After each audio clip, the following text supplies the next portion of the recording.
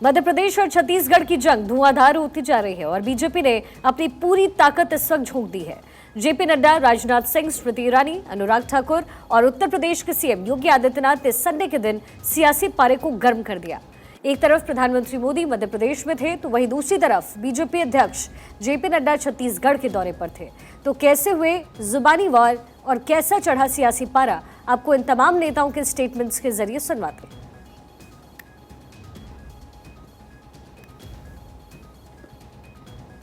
कोल scam, Augusta Westland scam, 2G scams, Commonwealth Games scam, घोटाले पे घोटाला वो चलता है।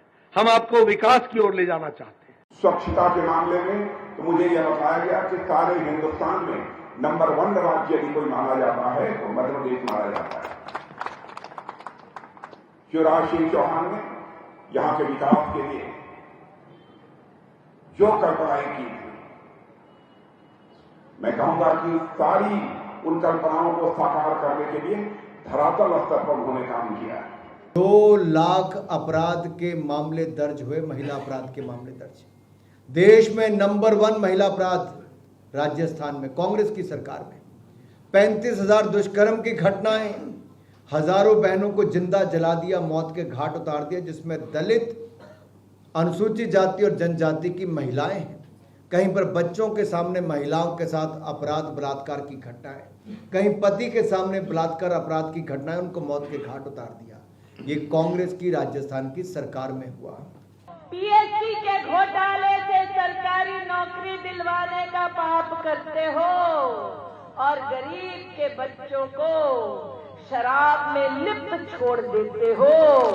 आज डंके की चोट पर कहती हूँ कि ये जनता जनार्दन, वो माँ जिसका विश्वासघात हुआ, वो पिता जिसका सट्टे के ऐप की वजह से घर बर्बाद हुआ, उसकी हाय लगेगी कि पब्लिक 7 तारीख को पोलिंग बूथ पर जाएगी, कमल का बटन दबाएगी, लता को जिताएगी और छत्तीसगढ़ में भाजपा की सरकार बनाएगी। जिहाद के नाम से भाजपा के कार्यकर्ताओं की हत्या करेंगे, ये स्वीकार्य नहीं हो सकता। एक गरीब की हत्या करेंगे, स्वीकार्य नहीं हो सकता। एक आदिवासी, एक वनवासी, एक पिछड़े जाति के नौजवान की हत्या करेंगे, ये स्वीकार नहीं हो सकता है। धर्मांतरण के नाम पर जिस प्रकार के राजनीतिक गतिविधियों को ये सरकार प्रश्रय दे रही है, ये स्वीकार नहीं किया जाना चाहिए। तो मध्य प्रदेश के महासमर में प्रधानमंत्री मोदी ने कमान संभाल ली है। नरेंद्र मोदी ने सिवनी और खंडवा में चुनावी रैलियां की और इस मौके पर मोदी के निशाने पर सीधे सीधे कांग्रेस रही। मोदी ने कहा कि केंद्र सरकार और राज्य सरकार मिलकर के विकास की नई इबारत लिख रही है। मुझे विश्वास है कि 2024 में तीसरी बार केंद्र में भाजपा सरकार बनेगी। साथ ही मोदी ने यह भी दावा किया कि मध्य प्रदेश भी फर्क करना जानता है और यहाँ भी 3 दिसंबर को कमल खिलकर रहेगा। विश्व के सबसे लोकप्रिय नेता और भारत का सूर्य पूरे विश्व भर में, विश्व पटल पर, विश्व स्थिति पर एक नई ऊर्जा के साथ में दीप्यमान करने वाले नरेंद्र मोदी जी आज हम सबके बीच में हैं।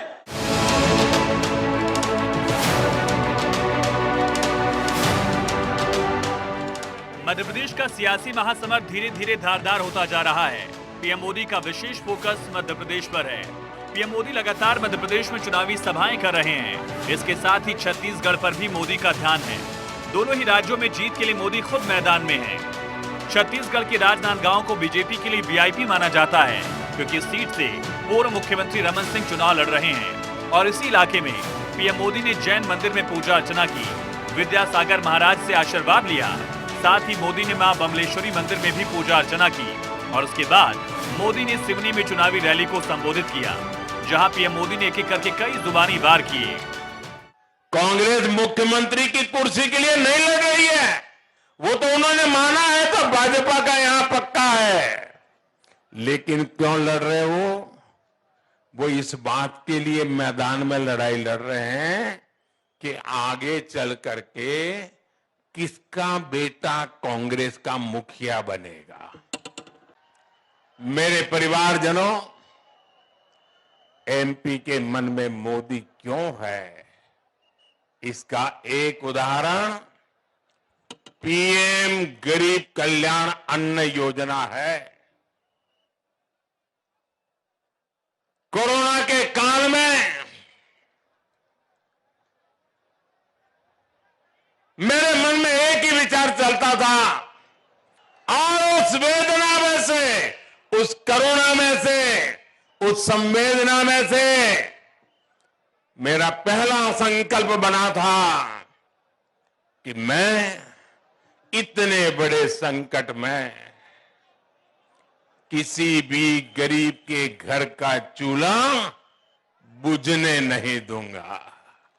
भारत की आजादी का सारा श्रेय सिर्फ एक ही परिवार के नाम कर दिया।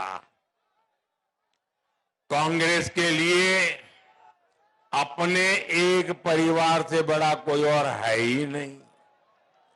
जहां कांग्रेस सरकार में रहती है वहां सरकारी योजनाएं, वहां के रास्ते, अरे गलियां भी, सब कुछ उसी परिवार के नाम कर दी जाती है। कांग्रेस पर कभी भरोसा नहीं किया जा सकता। कांग्रेस का नारा रहा है, गरीब की जेब साफ,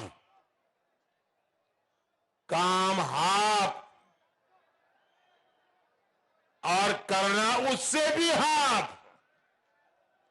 यानी कांग्रेस विकास का काम नहीं करती, लेकिन नागरिकों की जेब जरूर साफ कर देती है।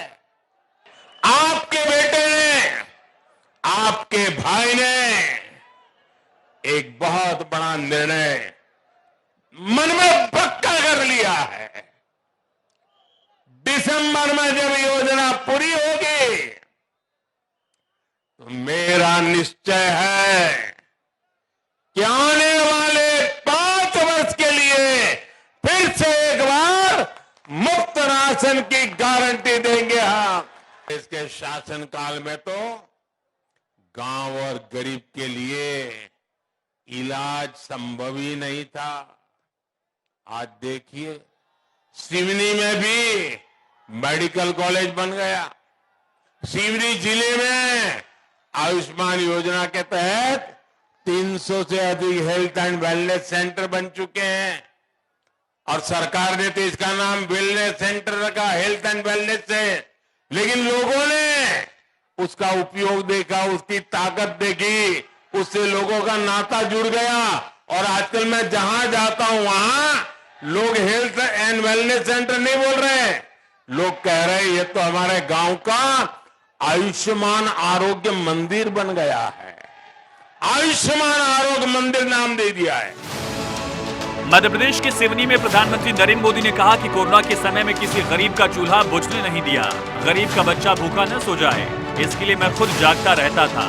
मध्य प्रदेश के मन में मोदी क्यों है, उसका एक कारण पीएम गरीब कल्याण योजना है।